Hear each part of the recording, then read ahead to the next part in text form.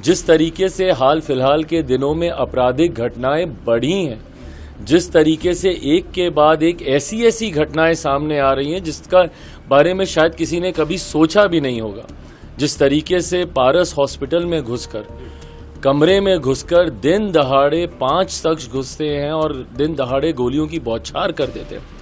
ऐसा नहीं है कि बिहार में ये घटनाएं पहले नहीं हुई हैं।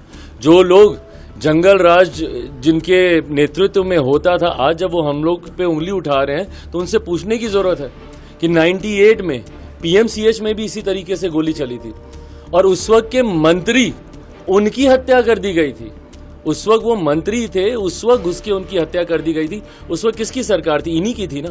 देखिए, प्रधानमंत्री जब सौगात लेकर आ रहे हैं, उनकी प्राथमिकताएं अलग हैं।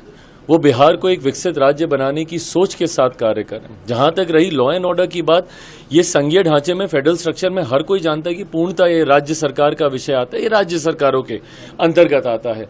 ऐसे में प्रधानमंत्री को चिंता नहीं है, कतई ये बात जायज नहीं है। बट हाँ, ये चिंता हम सबकी भी है। जिस तरीके से हाल फिलहाल के दिनों में आपराधिक घटनाएं बढ़ी हैं, जिस तरीके से एक के बाद एक ऐसी घटनाएं सामने आ रही हैं जिसका बारे में शायद किसी ने कभी सोचा भी नहीं होगा, जिस तरीके से पारस हॉस्पिटल में घुसकर, कमरे में घुसकर दिन दहाड़े 5 शख्स घुसते हैं और दिन दहाड़े गोलियों की बौछार कर देते हैं। ऐसा नहीं है कि बिहार में ये घटनाएं पहले नहीं हुई हैं। जो लोग जंगल राज जिनके नेतृत्व में होता था, आज जब वो हम लोग पे उंगली उठा रहे हैं तो उनसे पूछने की जरूरत है कि 98 में पीएमसीएच में भी इसी तरीके से गोली चली थी और उस वक्त के मंत्री, उनकी हत्या कर दी गई थी। उस वक्त वो मंत्री थे, उस वक्त घुस के उनकी हत्या कर दी गई थी। उस वक्त किसकी सरकार थी? इन्हीं की थी ना। पर ना उस वक्त के इस घटना को जायज ठहराया जा सकता है, ना आज की इस घटना को जायज ठहराया जा सकता है। हकीकत यह है कि अगर एक भी आपराधिक घटना होती है तो प्रशासन को जिम्मेदारी लेनी होगी।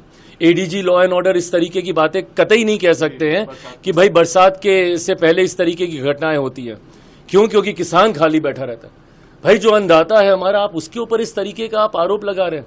और ये आरोप नहीं लगा रहे हैं, आप लीपापोती कर रहे हैं। आप अपनी जिम्मेदारियों से आप भागने का कार्य कर रहे हैं, जो कि कतई स्वीकार्य नहीं है।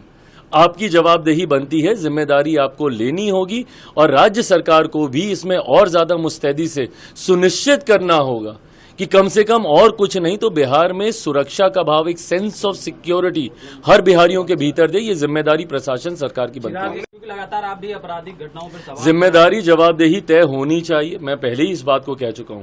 और प्रशासन, कल भी हम लोग गए थे, वैशाली में एक घटना घटी है जिस तरीके से एक छोटी सी बच्ची, 1 महीने 13 दिन तक वो बच्ची लापता रहती है। स्थानीय प्रशासन की पूरी मिली भगत है कि भाई 1 महीने 13 दिन तक आप उस बच्ची को आप ढूंढ नहीं सकते हैं।